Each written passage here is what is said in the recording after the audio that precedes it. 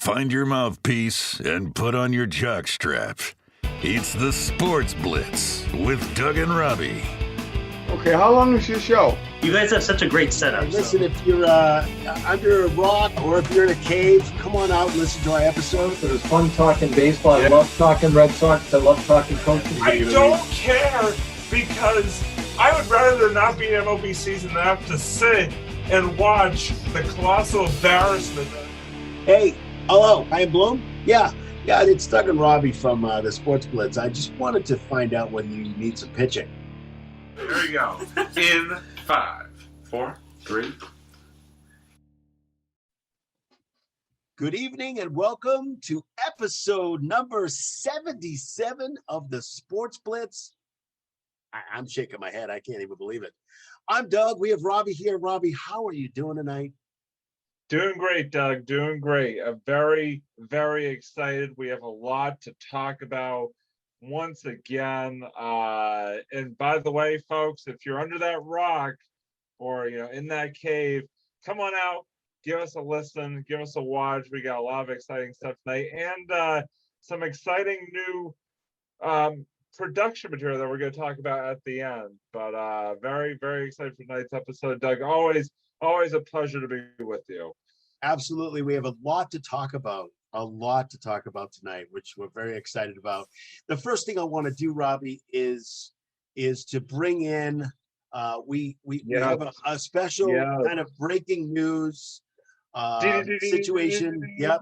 We have we're gonna get that little sounder in there. So we have breaking news, not much. It's not breaking news like, oh my goodness. It's breaking news, meaning there is. Should I brace myself? Do I need to brace myself? No, there's a Bruins game on tonight, so don't brace yourself that much. Bruins against Islanders on tonight with news on that. We got fans at the Garden for the first time in over a year. Very excited about this. 2,200 fans at the Garden. And sounds more like 22,000 fans. Right, it does sound. Well, it's about time. They need to sound like that, which is great. But we're going to have a special report coming up right now via satellite. Not really. From the Garden. Not really. No. Is our, she said, I wish.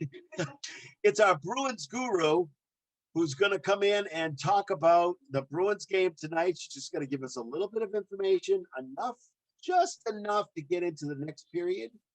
And I'm not even going to tell you the score because she's going to do it for me. So I'm going to bring in the Bruins guru. Here she is. Yeah. Hey, you get in the frame. Hello, everyone. Hello, Doug. Hello, Robbie. Hello. Hello, Sports Blitz fans. Yes, so to have the Bruins back with fans. That's right. Yes, so finally. Exactly.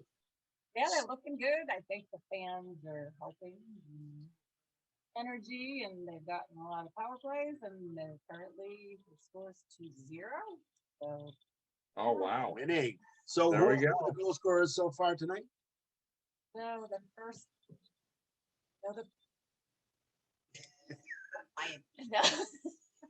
You're out of here, babe. No, the second one. Oh, the first one. Oh, Coleman. Yep. And the second one was Hanford. 756 games since his last goal. Wow. He's excited. Don't even know how that came about. It was actually a really good shot too. So yeah, I don't know. So yeah, hopefully, I mean, they have not beaten the Islanders this season yet, so maybe tonight. Yeah, definitely need a win tonight for sure. That's a fact, and to keep us going, and to also, the deadline for the Bruins for the NHL trade deadline is next month too. So figuring out, and there's not many games left. They're gonna play 20. How many games? Isn't it like 26 games? 26 games the next 49 days or something, some crazy number. They have a couple of obviously makeup games from the postponed games, but they're going to be much playing like every other night. So I'll take it though. I'll take whatever we I'll get. take it. Yeah, exactly. That's right. Absolutely. exciting. Absolutely exciting. And hey, listen, Guru, thank you so much. Yeah, thank you. Our you, Bruins Guru. Guru. You're Thank you welcome. so much for coming in and giving that update. By the way, if you have any other updates throughout the evening, if we're still on, please don't hesitate to let me know, and Okay. we'll have you on for an update. All right. Thank you so So, much. Thanks for having me. All Have a right. good episode. Thank you. See ya. Thank you. All right. So we're gonna just That's a dive right in. Great That was a way to update. kick off the episode right there. Great way to Absolutely. kick off the Gotta love episode. that. Gotta love that. It's always good to have the Bruins Guru. First of all, in house. That's always good. But it's always good to have somebody give us an live update about what's going on. But we're gonna actually jump in, and we're kind of what I'd like to do this week, Robbie, is we're kind of switching things around a little. Ooh. And we're switching things around because just round, baby, round, baby, round. We're gonna round and switch round we go. and we're actually gonna talk about a team right now who is not playing regular season games yet, but they're 1 week, one more week, man, 1 more week. excuse me, almost. Ooh, Yes, bless it is a you, sneeze. bless you. Recorded sneeze. Perfect. Bless you. There you go. Can't do anything about that. Okay. So we're going to talk about our beloved Red Sox. I know, Robbie, you're very interested in this, and hopefully I will not get you on too much of a rant. But we're gonna jump right in. We're gonna talk about our Boston Red Sox. Have a week left before opening day. And opening day at home, by the way. Opening yep, day at home. And let let me give you a quick test. Let's see how good you are. Who is our opening day pitcher? That would be good old Eduardo Rodriguez coming back after missing last year due to good old COVID-19. He's back, people. He's back. That's right. So we're going to jump in because we just talked about pitching. You can say jump in a lot. I feel like we should jump in. We're going to jump in. Jumping in the pool. It was a nice day today. We're jumping in the pool. Why not? So we're going to go right into the pitching rotation, which I know you don't want to really talk about, Robbie. But maybe you don't. I don't know. But we're going to see. So, Robbie, question. Pitching rotation. Better, the same, or worse? What do you think? So I'm actually, I mean, I don't know how you could get much worse than it was last year, but so I think on that point alone, it's a very low bar to begin with. I think can you get lower than that? Is that possible? I don't think you can go. I think literally it's down. I think it's down underneath my my floor here. You know, my floor in my room. I think it's pretty low underneath down the baseboards. Yeah, exactly. Underneath the concrete, you know, everything. It's underneath the house at this point, so low. So I think I'm gonna have to say better. I like the fact that Rodriguez is back, Sale is coming back, and some of the pickups that they've done. Islanders scored. Damn. Some of the pickups that I heard it from the other room. Yeah. Don't let them come back. But some of the pitching pickups, like Garrett Richards, seems to be doing okay during spring training. I know he just went 5 2/3 innings his last time out. I think things are looking up, but again, it's a very low bar to begin with. There's no question about it. But I think that all things considered, I think the pitching staff has improved. Now, obviously, it'll be very curious to see how that translates into actual regular season games that are not, just spring training games. But yeah, I would definitely have to say better, for sure. Absolutely. I actually agree with you. I think with the Cora coming back, I think things are definitely looking in the right direction. I'm actually, and I haven't said this before. I haven't said this for a while, just because of last year, and I'm trying to mourn it and forget it. And I don't have to. Hopefully hopefully we won't have to, cover the mirrors this year, but it's one of those things where I think it's really. If we do, it's going to be 162 games worth of bad as opposed to just 60. Yeah, exactly. But I think I'm actually excited to see this team. Yeah, I really am. I am Because I too. think No, I I think agree. they're doing fairly well, especially during spring training. I think with the, with the thought process of Cora and the thought process of some, just the makeup of the team itself, it looks like it's a much better team that, again, you can't get any worse than 6 feet underground. I mean, Yeah. they may be just above the ground, but that's it is what it is. But I do agree with you. I think they're doing fairly well, and I think and as we get closer and closer, we're going to have lots to talk about. So when it comes to Red Sox, and I'm looking forward to that talk, because that means spring. It means nice weather. It means a whole lot of fans at Fenway. It means a whole lot more than anything else. Right. And I know there's always rumors being spread around about all kinds of stuff, but there was a rumor just recently about Don Henry possibly selling the Yeah, team. I saw this on our little outline here. I surprisingly had not heard this rumor. So I definitely have a couple of thoughts on that one just right off the get-go. right, of course. Yeah, no, I just wanted to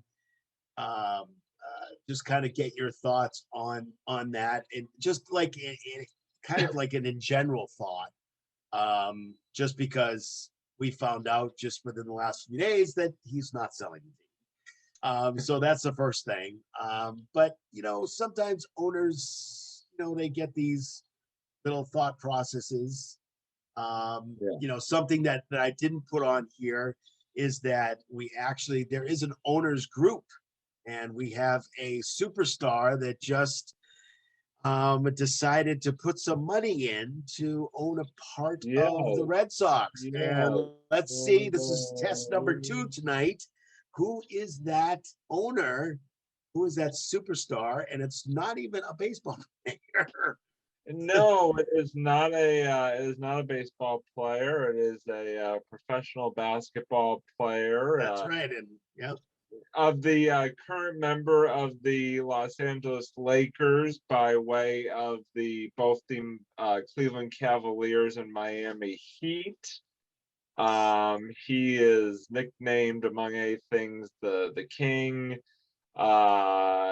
His name is LeBron James. Yes, LeBron James, now part owner of the Red Sox. I mean, I knew that he had been, he's been involved for several years now with the Liverpool Football Club, Right. sort of involved with that, which obviously the Red Sox ownership group, also the owners of Liverpool. So obviously there's definitely been some business tie-in there over the years between LeBron and John Henry and company. Don't know quite how to react to it, to be honest with you. Definitely being a Celtics fan, LeBron has always been kind of public enemy number one for a variety of reasons, and in basketball. But again, I think I think it's I'll just tell you, I think it's a different story when it comes to Red Sox. I think it's phenomenal. I think it's great. I think it's great because it has nothing to do with basketball. It has to do with him being a part owner. It has to do with him, number one, getting rid of all the New York Yankee gear, because he wears that all the time. And I guarantee you that's part of it. I think he wore it to an Indians-Yankee playoff game in Cleveland. He did. He's got a ton of Yankee gear, and now he's got to get rid of it because now he's part of the Red Sox. He cannot wear that gear. Got to replace it with the B. Yeah, exactly. So looking exactly. Looking at the positive of this is the fact that this is a superstar, a person who's probably going to wear the gear everywhere he goes. Right. Part owner, part superstar, has nothing to do with basketball at all. And I think it's kind of cool. I think it's kind of cool. Yeah. I mean, Yeah. it's like Larry Bird being part owner of the Los Angeles Lakers, which by the way didn't happen. I'm just saying, and as an example, I don't think Larry Bird would ever be a part owner of a of a Los Angeles team at all, ever. But or a Detroit team for that matter. But I think it's kind of cool. But I just thought it was interesting to see that, Yeah. and I'm trying to figure. It was kind of glossed over. It Yeah. wasn't a big story. Not everybody heard about it unless you were listening to sports radio a little bit. I'm not sure if it was in the paper. I don't think I saw it online at all. I think I might have saw a little bit I online. mean, it was all over like social media and stuff like that, Twitterverse and all that stuff definitely picked up on it a little bit. Right, definitely. But I think it's kind of cool. Yeah. Just because I think I mean, when you see LeBron in an interview or something like that, guess what gear he's gonna have on? He's gonna have the Reds. If he doesn't have Lakers gear on, he's gonna have the Red Sox gear on, and that's pretty cool. Yeah, that's a good point. I just think it's pretty cool. And yes, he's a rival, but he's rival on basketball level. He's not a rival when it comes to he's gonna be winning for the Red Sox. Pretty cool. I mean, he has a vested interest in it and a monetary interest in it now. So, Right. That's pretty cool that Superstar is going to be, winning for the Red Sox. I don't know. It's kind of neat. Maybe I'm going against the grain here, but I just think it's kind of neat. No, that's a valid point. You're making a very valid point. Yeah, definitely. And he's also injured right now. He has a severe sprained ankle, and so the Lakers are kind of in that trouble mode. But the Lakers don't have a lot of depth, but the Red Sox seem to have a lot of depth. So we're looking at the Red Sox with. I wanted to get your opinion, Robbie, of the just the recent acquisitions or the recent depth that the Red Sox have, and I listed a couple of guys here: Connor Siebold, Bobby Dahlbeck, Jeter Downs, etc. There's several other guys I didn't mention, but what do you think about the Red Sox depth this year? Yeah, I mean, again, we were talking about sort of the pitching and whether or not that had gone, better or worse. Right. This offseason. I think the depth has also, again, compared to last year, I don't think you get any worse than you did last year on a number of different fronts. But I think the depth has definitely got a little bit better. I mean, obviously, Benintendi has been dealt away for, good old Frenchie Cordero there, who finally is back in the fold after I know he missed some time at first due to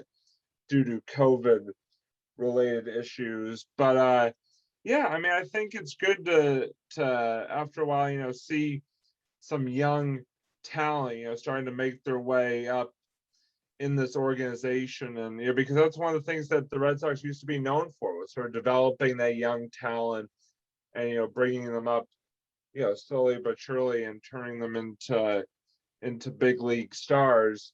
And I think we have the potential to see some of that again, sort of coming along here with, a Siebel, with a Dahlbeck, especially. By the way, Bobby Dahlbeck, a favorite of, I know, former guest Matt Noon and Babs, the baseball coach. That's I know right, we had multiple conversations about that when he was on it. By the way, I did a very quick shout out to Matt Noon and his Babs and baseball team, who are finally, after basically a year off, finally are back and playing games starting up here over the last couple of weeks. So I just wanted to send a shout out to them and wish them the best of luck.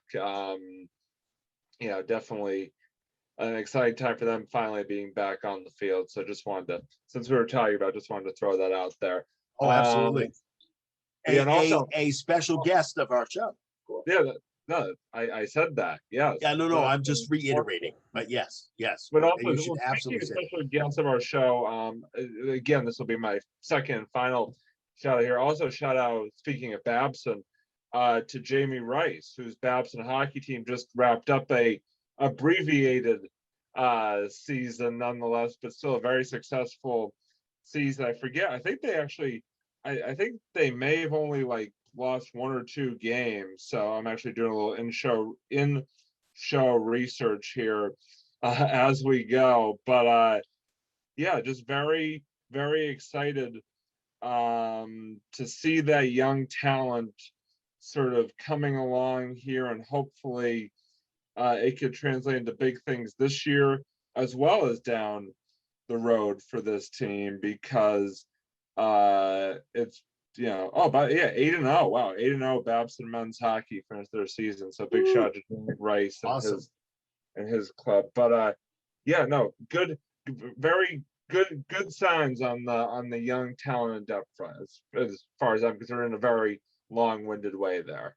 Yeah, no, absolutely, and I totally agree with that too. I think that they do have some terrific young talent that's coming up in the ranks, and I am very much looking forward to hopefully being able to see some of those guys coming up to the big club to be able to show off some of their talent. Again, I think this just adds to the thought process of this Red Sox team coming up. And again, you know, I think in a little bit, maybe even next episode, maybe we'll have a Red Sox preview. We, you know, and just try to figure out, you know, kind of where they're at, and you know, they're doing fairly well in spring training, and you know, certainly look forward to their up and coming season.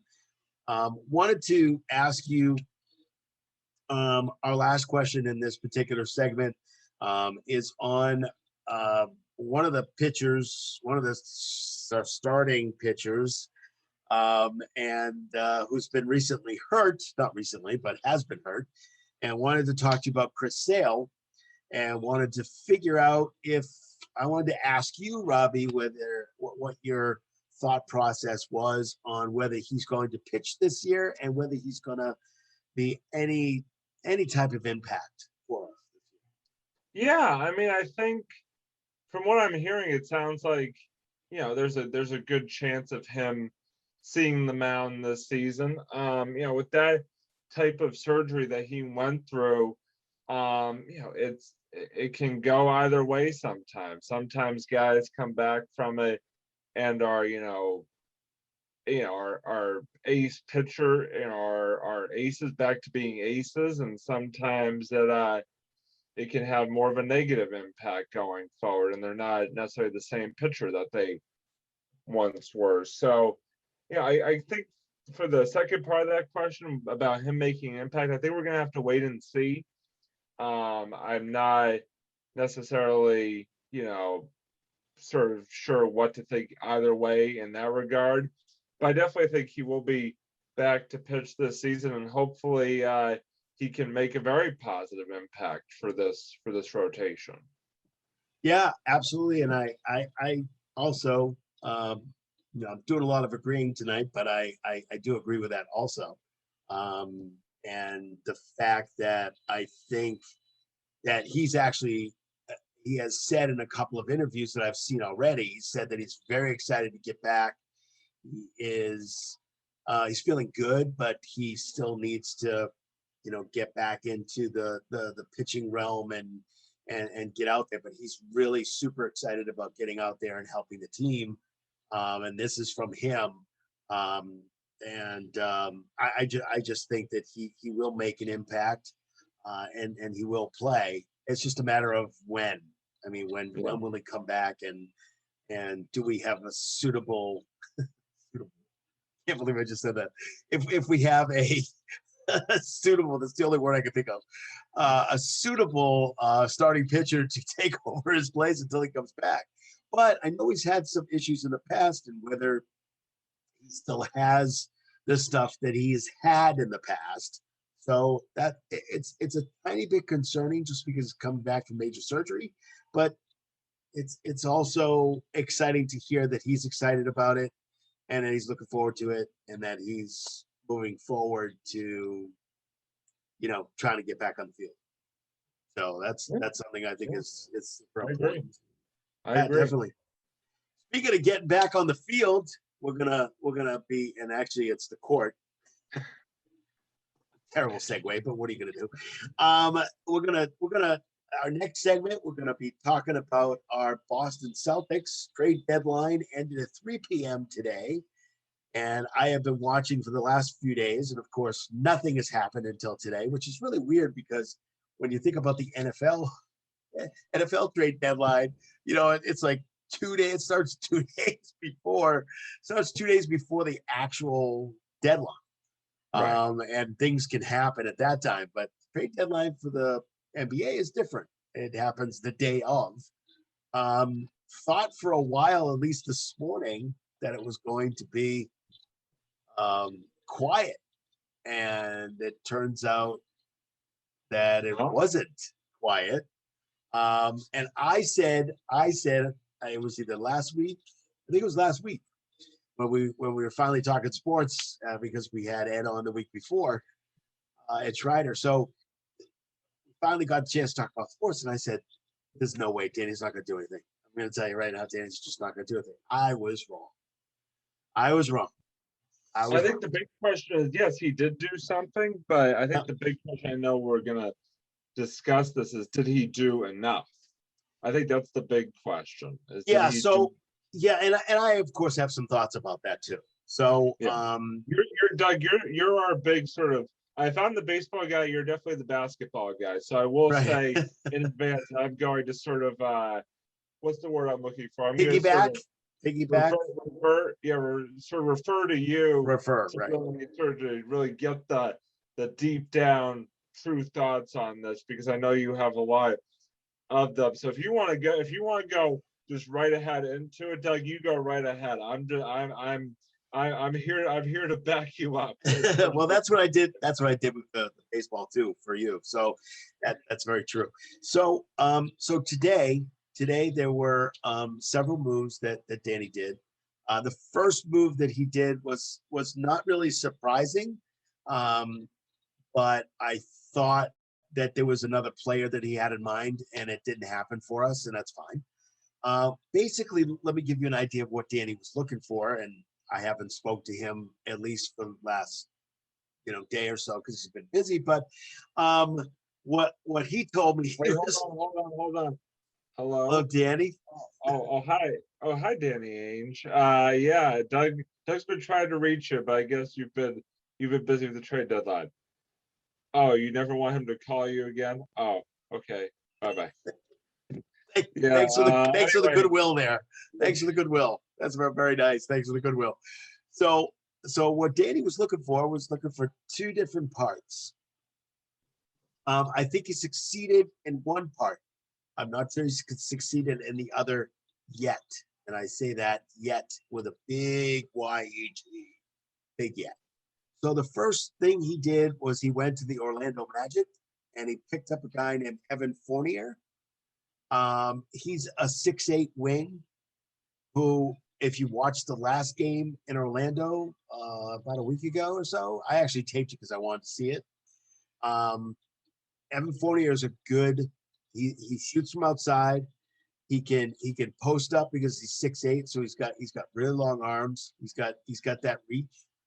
He can also rebound a little bit here and there, but they were looking for a shooting wing, and he fits the bill.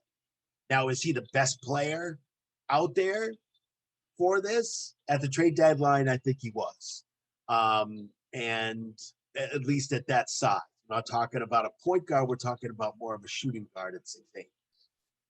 But I think he will help the team because that's kind of what Danny was looking for. The other two players, we actually traded. Unbelievable. We traded Tice for a guy named Mo Wagner. I think it's Mo Wagner. Yeah. Yes, he's German, and interestingly enough, I think this is the first ever trade of two German players. Because Tice is German too. Yeah. So the trade, Mo Wagner is 6'10", and he also, and I kind of watched him this afternoon. He also is a pretty good shooter, pretty good rebounder, not great rebounder, but he is a pretty good shooter. He does shoot out threes, which I was really surprised because he's 6'10". So he does shoot threes. But he's very long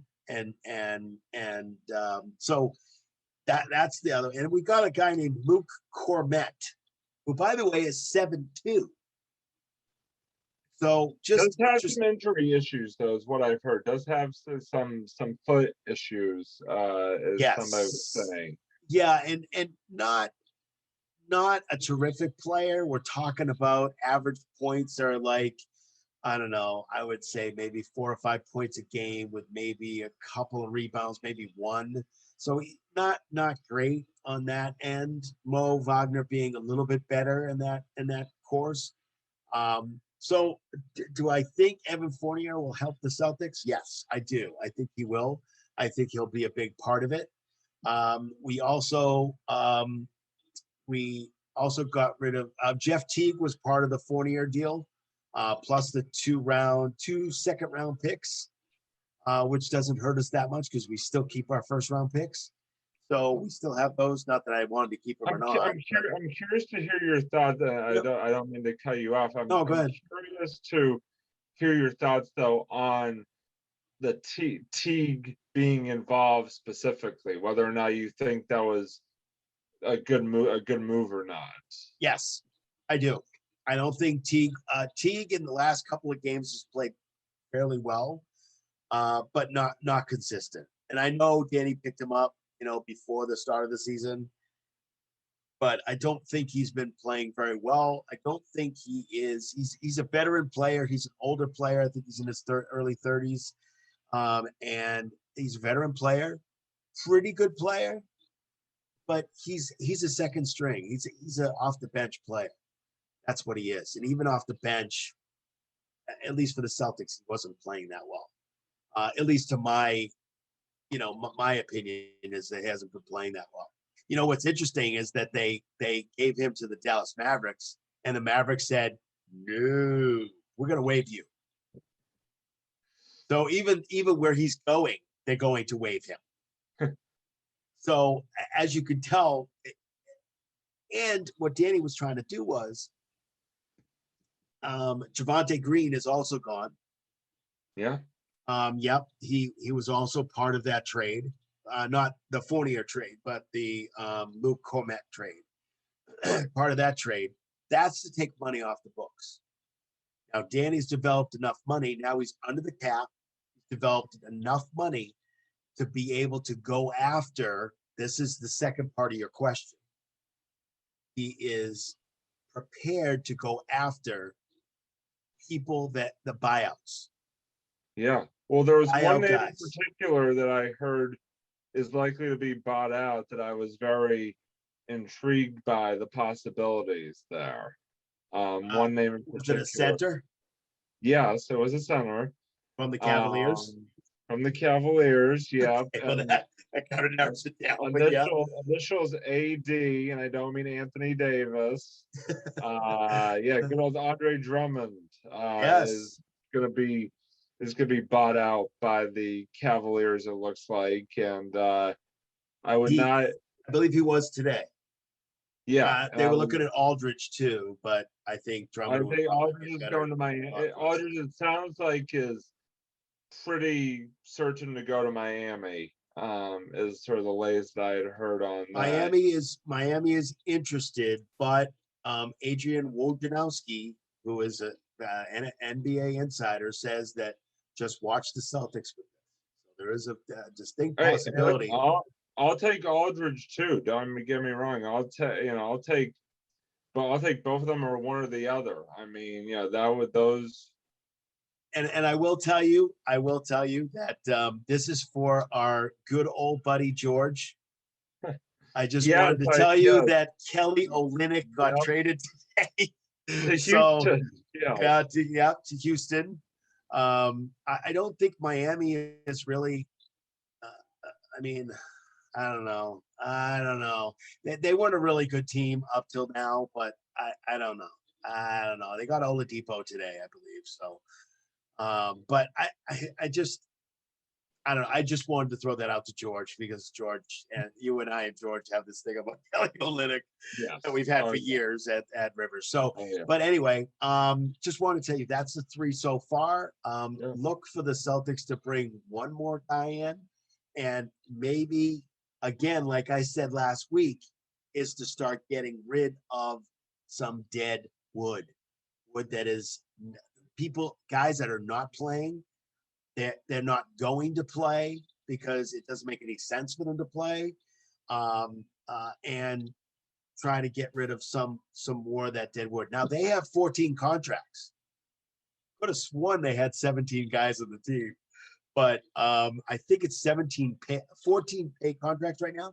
They can have 15 plus two-way contracts, which by the way are null and void this year because they wanted to make sure that they had enough players just in case 4 or 5 guys went out in COVID. Now you got at least 2 players to come in. 2 players get COVID, at least those 2 players can come in and they can still have a game. So I guess they kind of null and voided the 2-way kind of situation. But I believe they have 14 contracts. That means they have 1 space available for somebody else to come in. So Danny is not quite done yet. So it should be interesting to see who's out there. Drummond is one. I would love that.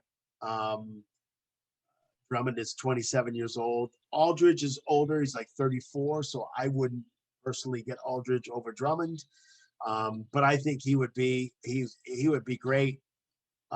Just because he would be a center that could actually, we want to have somebody that can deal with Giannis, that can deal with some of the really good teams out there, the Nets, the Bucks, anybody, not just here, but not just in our division. We want the elite teams that are out there. We need to have a center that can deal with that. That if Drummond was in the center position, you got guys going into, I'm not driving in there. There's no way I'm not going in there. So again, it's one of those things where Danny's got one more move, so we'll have to see what happens. I think Danny did a pretty good job today. I think he had a need. I think he served the need pretty well. I don't know what's going to happen to the 2 other guys, but Fournier is definitely going to be within the 7 players that are going to absolutely play all the time. He may not be on the floor in the 4th quarter, but he may be because he's a shooter. So it's very possible that he may be, but he may not be. And that's okay too. But that's how I think that the Celtics, that their trade deadline, that's how I think that Danny made the team a little bit better today. Are they a championship team? I'm going to say no. If they pick up Drummond, I think they're in the. I think they're in the. I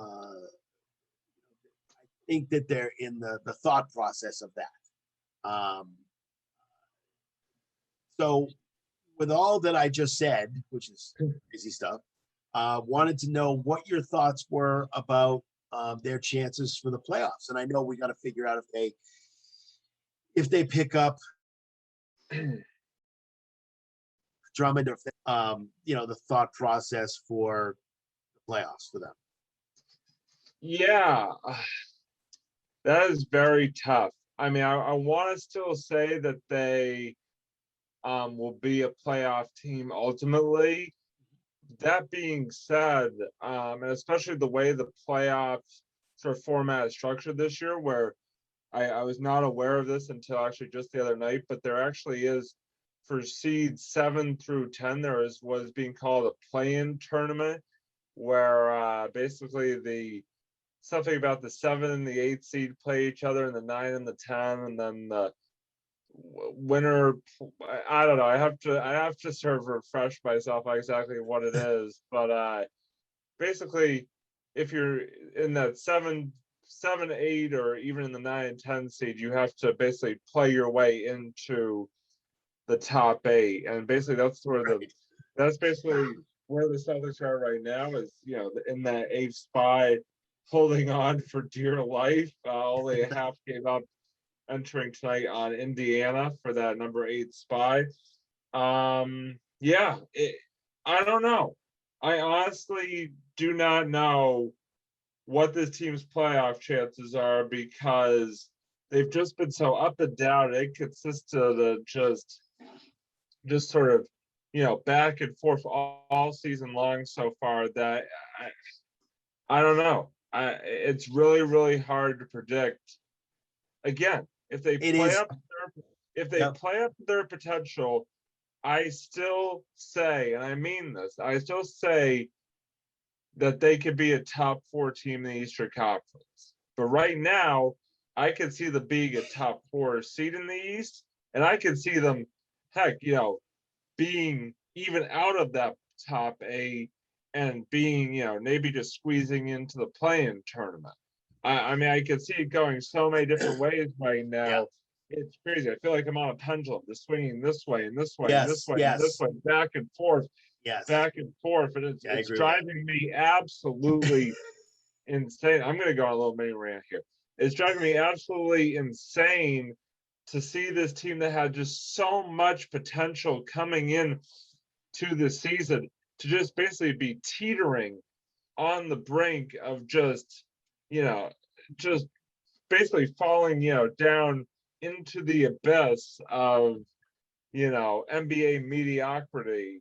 And it's just, like I said, just frustrating is the perfect word to describe it, because this team can just not figure out who they are. And the longer this goes, the less likely it is that they are going to figure out who they are in time to actually make something of a worthwhile run,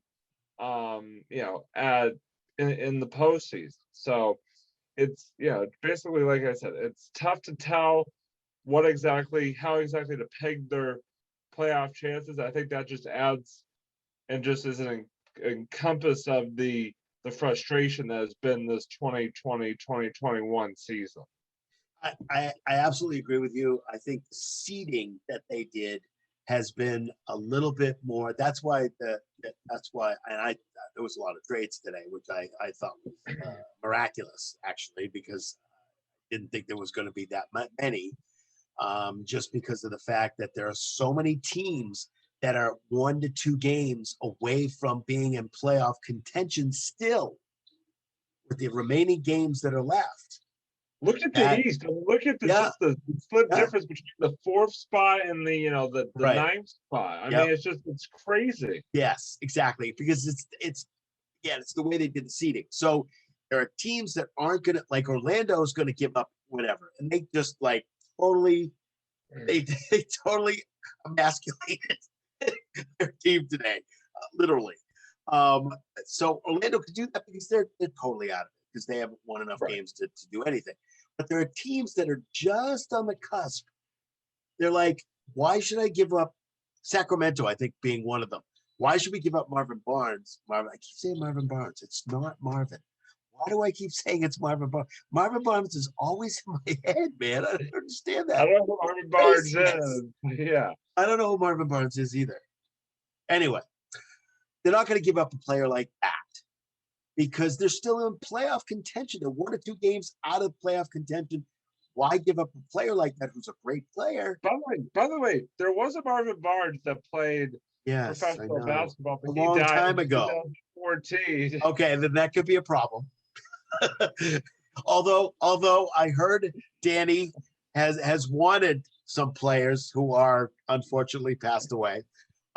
So it's one of those things where, either you can do it or you can do it. 7 years later to Marvin Barnes. That's probably where it's coming from. And again, I apologize to the Marvin Barnes family for using his name incorrectly. I will try not to do that again. And the whole Sports Blitz family wishes you best. And we hope everything's okay after 11 years of not having Mr. Barnes with you. 7 years. How many? You said 2014. You said, 14. right? I thought you said 2010. Sorry, I'm not listening either. So the guys. The co-host isn't listening. Again, I think the reason that it's so tough, and so tough to decide and try to figure it out is because there's so many teams that are this close, so close to getting that playoff thought that it's Right. hard to kind of tell. It makes sense. Totally makes sense. So the buyout guys that are out there that the C's could possibly do. One is Andre Drummond, center, 27 years old. LaMarcus Aldridge is also a center. He's a little older. He's 35 years old. A little past his prime. 34. He is 35 years old. He's 34, 35. He's 35. I have it right so here. I'm looking right at it. Wrong before you said he was 34. He's 35. As of this report, he just had a birthday since I said the last time. Since I said that he was 34, he's had a birthday. So now he's 35. So his birthday was 10 months ago? Yes. And that's his mother just called me to tell me, make sure I say happy birthday to him. So Andre Drummond is averaging 17.5 points and 13.5 rebounds to almost a little over 2.5 assists. Very, very good. So LaMarcus Aldridge, 35 years old, 10 minutes ago, 13.7 points and 4.5 rebounds. Otto Porter Jr. is also, I thought he was just traded today, so I'm trying to figure out, they may have traded him to a team that's going to buy him out. So that's possible. He is 27 years old. Okay, excellent. And sorry, I just got a text from the Bruins guru that's telling me another score. She's giving me an update. The Bruins are leading 2-1. Am I correct? Yeah. Yes. After Okay. two That's periods, correct. yeah. Yeah, after 2 periods, so that's good. Jabari Parker is a power forward.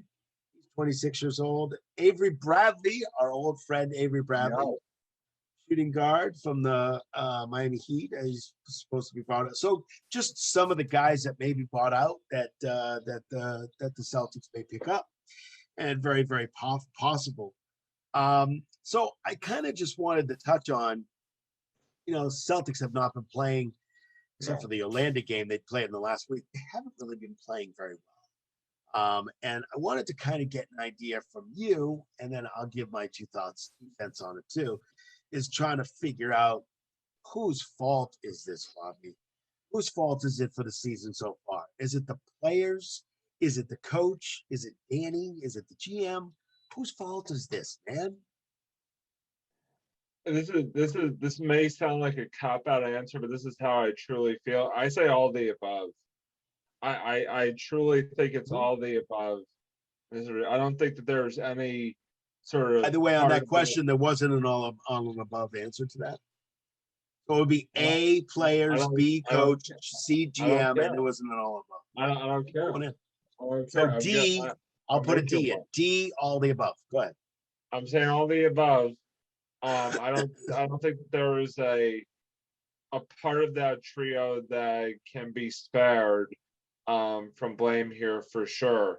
I mean, again, I don't mean to sort of in a short way, not take the easy way out, but I just truly feel like it is everybody is to blame here, period, end of story, as far as I'm concerned.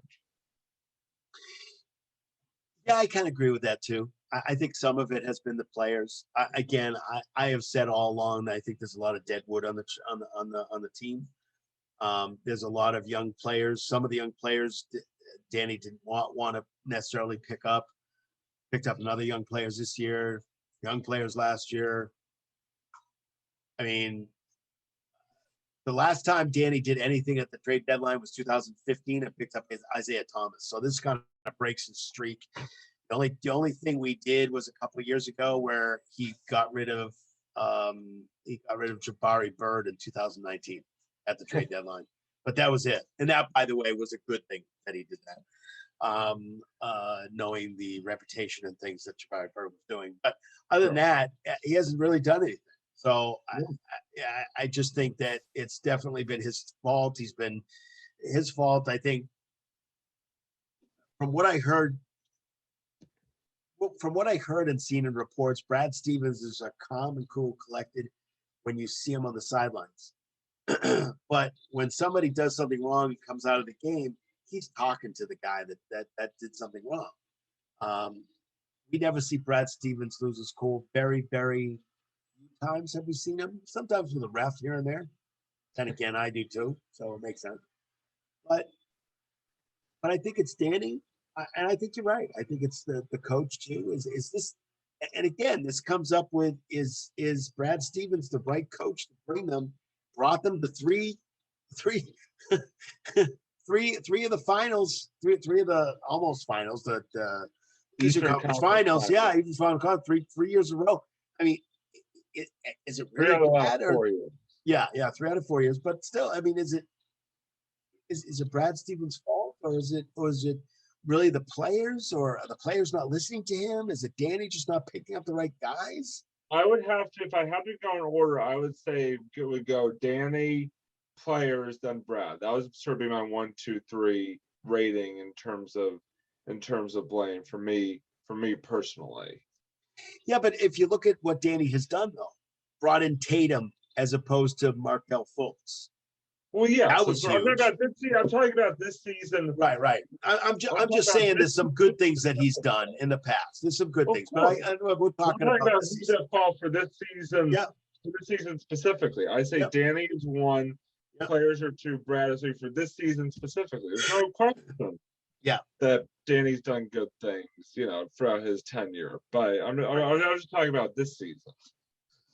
Right, and I am too. But I'm just saying, I'm just looking at some of the good things he's done, and again, that wasn't this year, so it wasn't a big deal. But again, I do have fault with all 3 facets. I would go with an all of the above thing. Also, I would go with players first. I would go with Brad Stevens, I think, second, and then GM third. That's just the way I would put it. The players also have to get together and play. So I don't care if it's all the rookies are playing. They still have to go out and play well and play as a team. And they haven't really done that. So hopefully we will get rid of some of the deadwood. We'll get back to team effort here. I am glad about one thing, and I think you'll agree with me on this. I am glad that Marcus Smart is still on this team. Yeah. And the reason is because I think he's a spark plug. I think he's a great defensive player, the best defensive player that they have. Yeah. And I do think that he has those moments where he shoots a 3 and he misses totally, and you're like, oh, why did you do that? Why? You're yelling at the screen, you're yelling at him, you're yelling at Brad for doing it, yelling at everybody. But the fact is, what it comes down to is if you watch him during the Orlando game, he was saying, okay, you guys over there, he's a leader. And you don't want to get rid of the leaders. Don't want to get rid of those veteran players who are going to be leaders. Because the young guys could learn from these guys. And that's what I believe in. But I am glad about that, though. To move on to we're gonna see what goes on. We're gonna see what Danny does the next couple of days. Any buyouts? He's got 1 spot available. He's gonna use it for something, for someone, and we'll see who that someone is, and then we'll get back. We'll get back with it and see how they incorporate these new guys into the roster and into the rotations. But we're going to get back to, we just got the Bruins guru just sent me a text that said that the Bruins are up after 2-1. So we're going to get into the Bruins right now. I know that COVID has been a pain in everybody's butt for the last year, and it continues to do that, affecting the play of the NHL, especially if you're looking. Just check out. Everybody's got to check out the Buffalo Sabres standings. I think they played that they're like 16 and something. They haven't even come close to playing the amount of games. Their whole coaching staff is missing due to COVID protocols, so their GM has to coach the team. That's right.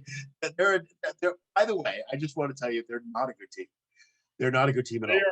They played 31 games, which is about on par with the rest of the league. with the rest of the division, I should say, they're 6-21-4. They're not good, but they're 12 points below. They're 12 points below the next worst team, which is the Devils. They have 16 points. The Devils have 28. Horrible, just horrible. But they are a bad team. But they've had some COVID issues, and so have we. They've lost 15 games in a row and have a minus 45 goal differential this season. Oh, that's bad. That hurts. Just for reference, the next worst goal differential for a team is New Jersey, minus 18. That's really bad. That's really, I know, I feel for them. No, I don't. But I think what we're talking about is that obviously, this COVID thing has affected everything, and they try to be safe, and and we haven't played hockey in a week. Bruins haven't played hockey in a week. We've had some COVID protocol guys. I mean, you and I personally haven't played hockey in a long time. I actually got a call. I got a call from Don Sweeney asking me if I wanted to play, and I said I haven't skated since I was about 8. So skating's probably not going to be a good thing for me, and I would play if he wanted to have me coach on the sideline. I would do that in a heartbeat. But he said he had enough coaches, so he's all good. But just wanted to talk about the COVID coaching staff. Right, exactly. Yeah. Well, I feel like I am part of that staff.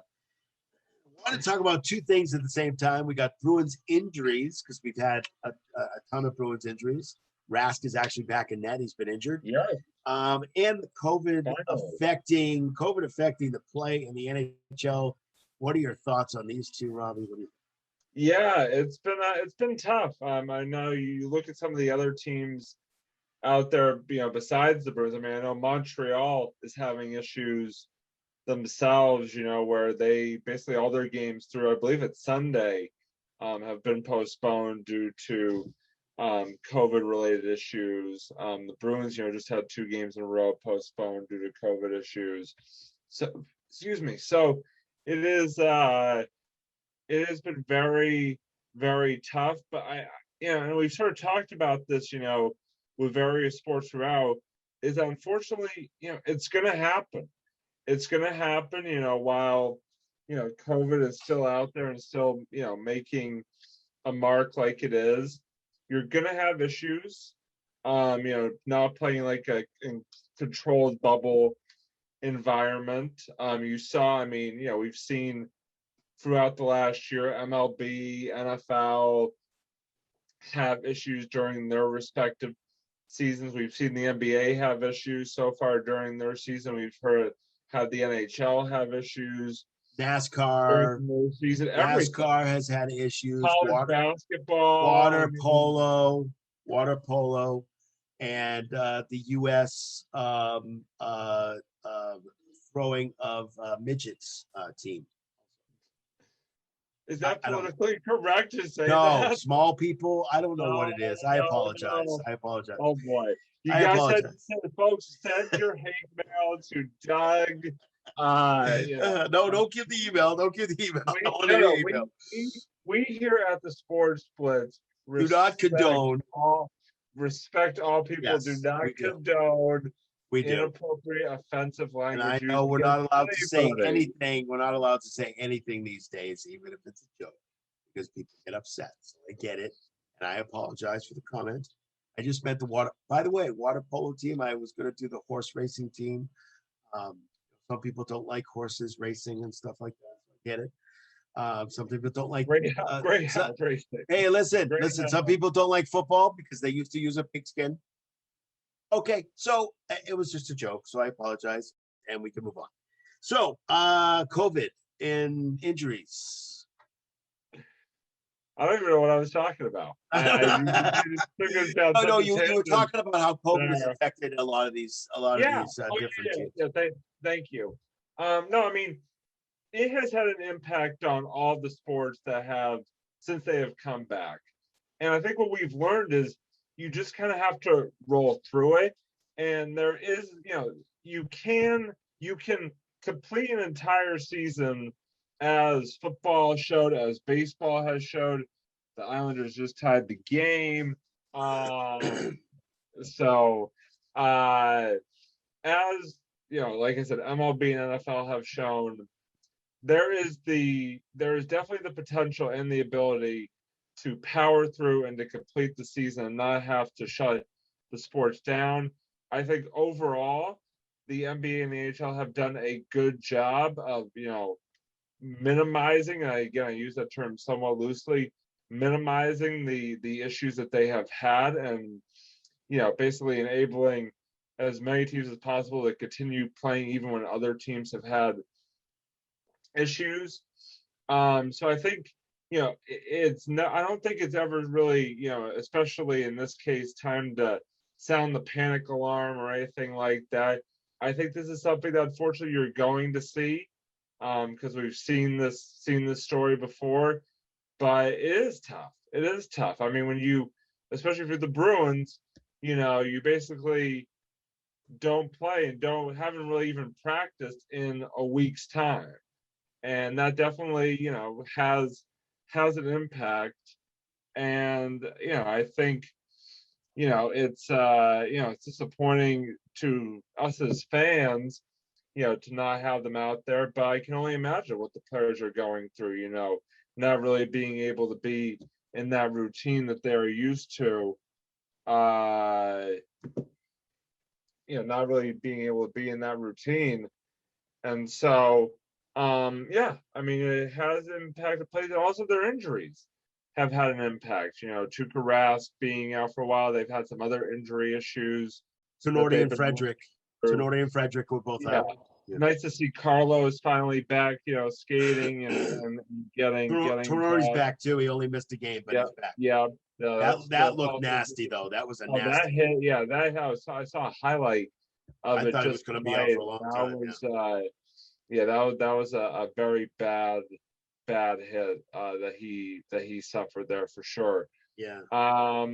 But yeah, I think there's been a lot of issues on both the injury and COVID front, but I hate to say it, but through the Bruins, and it looks like it seems like they're kind of doing this. You just got to power through, roll with it, and do the best you can, all things considered. Yeah, and again, I'm definitely in agreement with the fact that it's been very tough for the Bruins to be able to, especially with the injuries. What I like is the fact that they do have some depth. They do have some depth there. So what I like is that the young players who have come in for some of the vets, they've played really, maybe not up to their ability, but they played fairly well to be able to take over for these guys until they come back. Right. And I think that gives you an idea of kind of what they're doing and how they're doing it, and the fact that they do have some depth there, and I think the depth is important.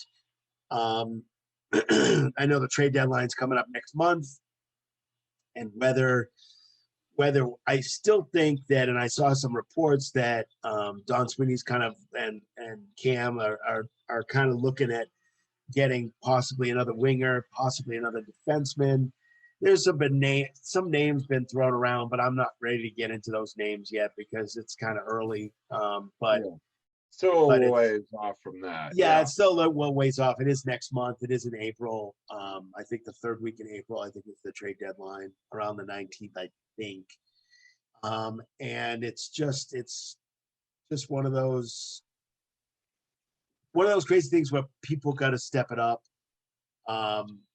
I think they're doing the same thing, and they're doing it tonight again, where they get a lead, and then for some reason they have a period that's off, and the period that's off, that they just lose the lead. They either get it did the same thing. It was 2-0 after the first, and all of a sudden, second period it's 2-1, and now it's tied up 2-2.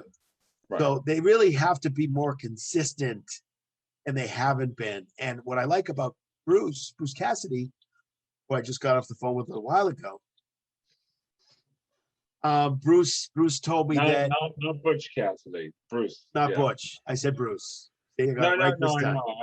I was for you older time Sports Blitz fans, that was sort of a callback to Right.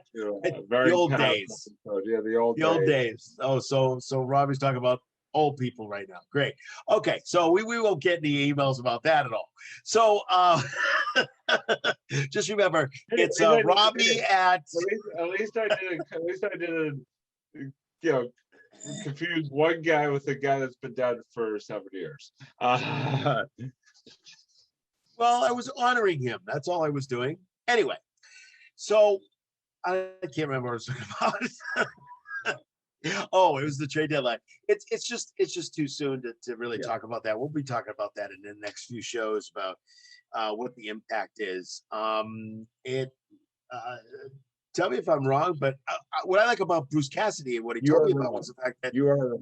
No. What Bruce Cassidy told me is the fact that he doesn't have a problem calling out his guys. He has no problem calling out his guys, which I love. Yeah. I love that. He's like, we just didn't play well. We played horribly tonight. And that's what I love that. He's not a coach who's going to beat around the bush. He's a hard-nosed coach. He's a hard-nosed hockey coach. He knows what he's doing. I think he's one of the best coaches of the Bruins that I've known. Yeah. And I just think he's really good at what he does, and I think he's got a hockey mind.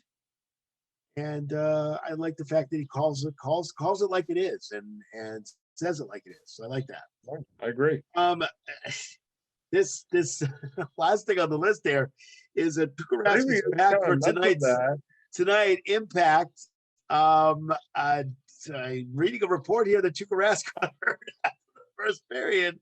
Oh no. That's what I heard. Halak had to come in for him. That's kind of what I'm hearing. That's what I'm seeing. Yeah, I mean, this is breaking news right now. For people who don't know, do we need to get the Bruins guru back in here to? We may have to do that. For an update. Apparently upper body injury, will not return. And Halak is currently in net. I don't know what he just came back. He just came back. I don't know. I don't really know what to say about that. Yeah. Except bring in Darth Vader, man. Bring back Vader. I want to see him. Dave Vader, yeah. Get Vader in. Let's go. I agree.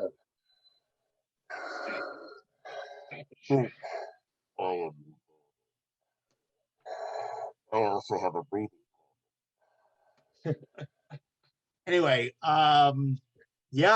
so that's kind of in a nutshell. We're gonna see, I'm not sure. We were 14 minutes into the third period. Is that what I saw? I saw something like that. The last goal was at the 15-minute mark of the period. Yeah, I'm looking at 10:48 or so in the third. They're still tied 2-2. So we may get an update before the end of the show. Yeah, something like that. I'm just looking at it. It's probably not the right time, but it's around that. We may get an update before the end of the show, but I wanted to take this time, Robbie. I know this is something that's kind of stretched out a little bit, but what I wanted to do is I have a very good friend in New York. His name is, I'm not going to say his last name, but I'll say his first name. His name is Jeff B in New York. And he is actually a Rangers fan, and he is a subscriber. He is one of our subscribers. He does listen to our shows. He's got a lot to say about you, Robbie. So, and I won't say it on the air. I won't say it right now, but no, I'm just kidding. He loves my blue headphones. And so he is a New York Rangers fan. So I wanted to do a New York Rangers report, especially for him, because he listens to every single show, and then he calls me up and he critiques me, which is wonderful, which is great. Not so great sometimes, but that's okay. But I wanted to do a Rangers update, and this is what the Rangers update is right about now. Rangers suck. That's the Rangers update. The Rangers suck. I'm not okay. I'm not saying that. I'm just giving a Rangers update right I now. know. You're not saying. I'm saying the Rangers. The Rangers suck. Okay, thank you. I hate the New York Rangers. That's your freaking update right there. Okay, there you go. There you go. That's wonderful. Well, hopefully They're he'll be 4 points listening behind still. the standings too. Hopefully he'll be listening too. So the Rangers have won 3 out of the last 4 games. The Rangers are playing tonight against the Flyers. They're killing the Flyers 6-2, like they did last time. I think it was 9-1 or 9-2. They killed them last time too. They are 14, 13, and 4. Actually, it's 7-3. For the season. Oh, is it 7-3 now? 7-3, yeah. Well, the last time I looked was about, I don't know, 10 minutes ago. So that makes sense. They are 14, 13, and 4 this season. They unfortunately had an injury to Braden Schneider or Schneider. I don't know who it was. I have no idea, and I don't care. No, I'm just kidding. I'm kidding. Braden Schneider, I believe he's got a lower body injury and appears not to be major. And their head coach, David Quinn. Former BU head coach, by the way. Just yes, to, actually developed COVID. So there's a guy named Chris Knobloch, and he is the interim coach. Any relation to Chuck Knobloch? Possibly. I don't know. But he is the interim coach, and he is he's been coaching. It's almost like they're on the phone all the time because David Quinn is coaching, and he's not there. So, but they're doing fairly well, and their coach isn't there. But David Quinn's the coach, and that is the very quick update. And Robbie, do you have anything to say to our friend from the South, out of New York, Mr. Bashio? I said his last name too. I don't care, Jeff Bashio. So call him if you got hate mail. Do you have anything to say about the New York Rangers? They suck. There you go. That's my report on the Rangers. So at this time, we are going to do a small NCAA tourney update. And I'm gonna pass this right over to you, Robbie. I do have, however, I will show you. See, I do have my brackets right here. And now that it's down to the Sweet 16, down to the Sweet 16, I will actually start watching the games. I'm sorry. It's just one of those things. I have to wait till the Sweet 16, and then I can really concentrate on who's really in and who's not. So, Robbie, what is your official update on the NCAA tournament? My official update is that I absolutely suck at making NCAA tournament brackets. So I do too. So don't worry about it. As a quick update, as I wallow in self-pity, out of the 16, at the beginning of the tournament, the final 16 that I had, only 5 of those teams remain. But I will say this for myself, is that I do actually, I'm going to pull out my bracket. That's not my bracket.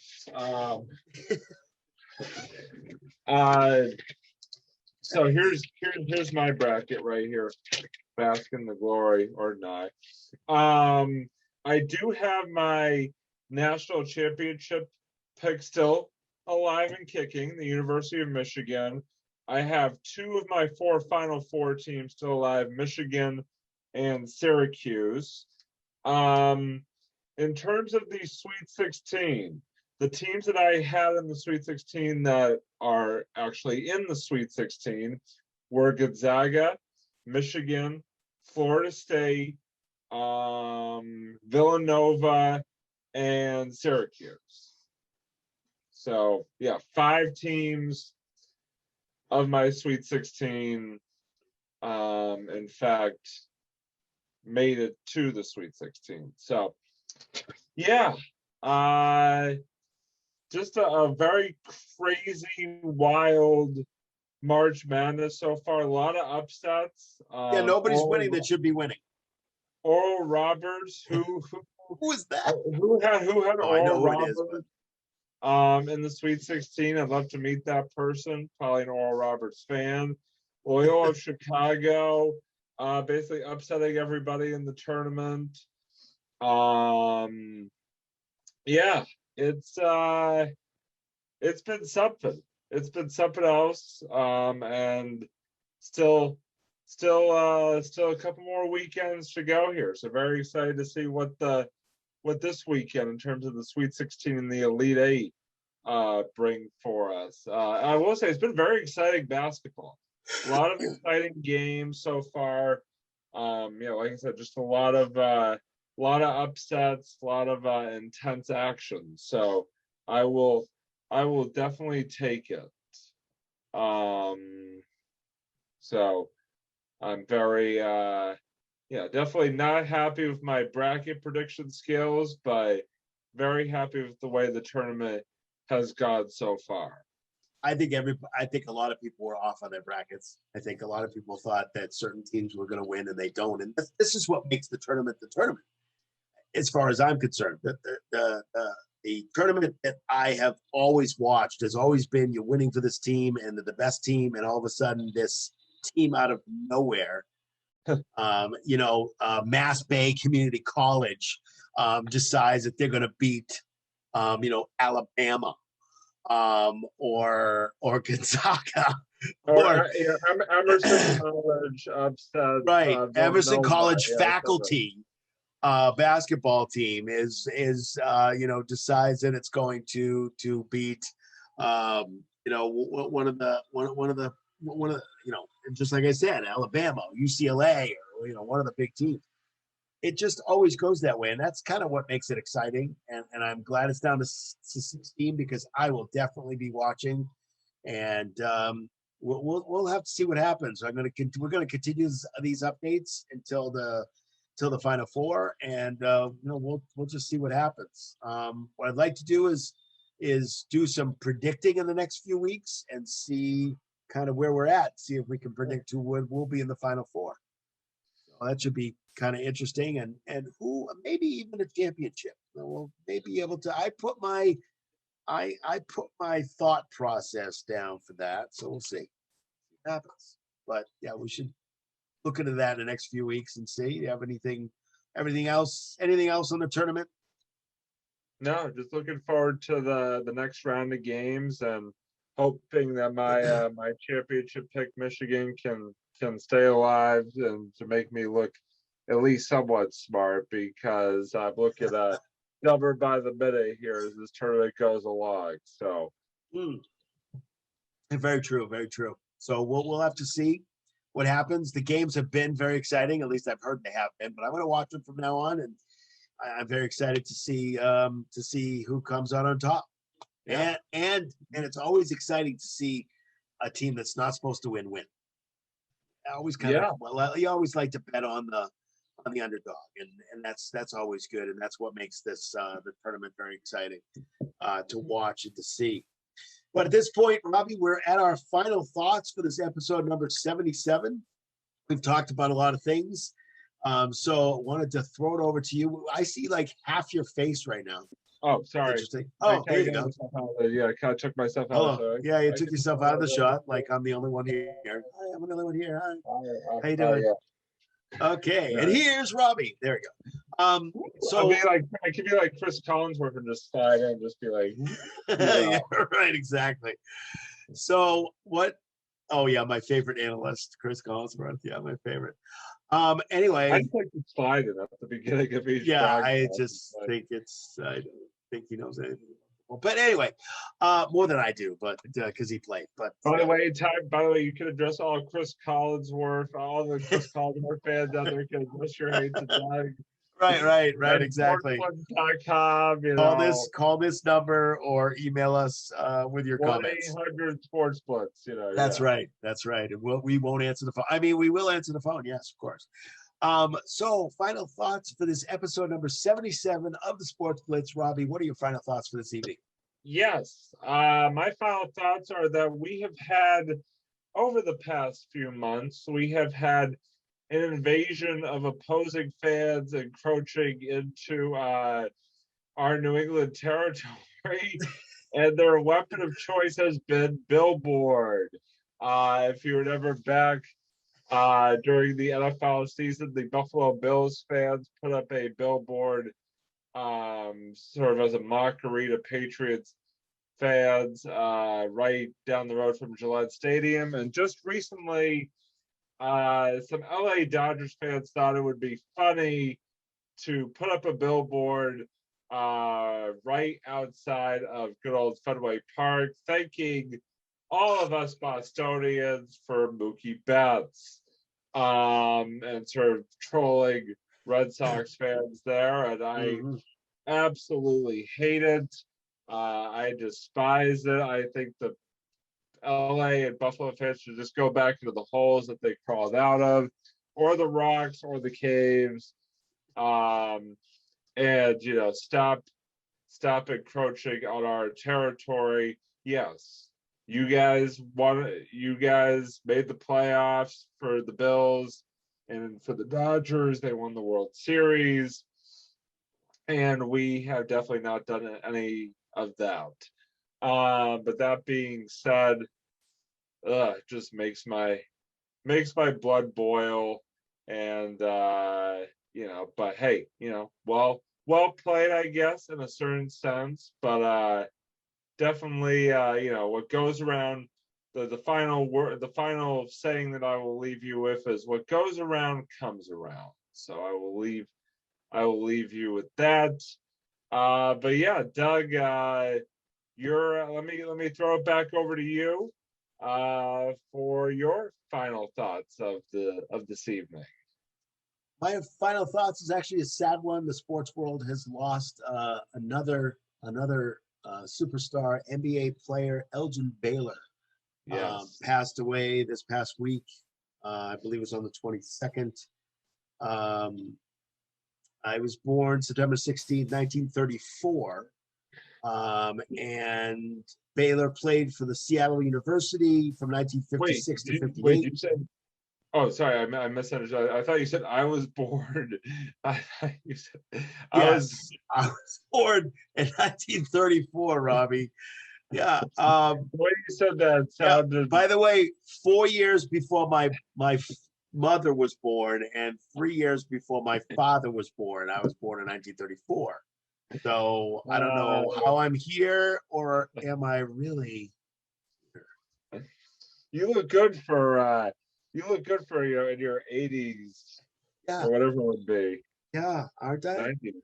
No, he was born in Washington, D.C. on September 16, 1934.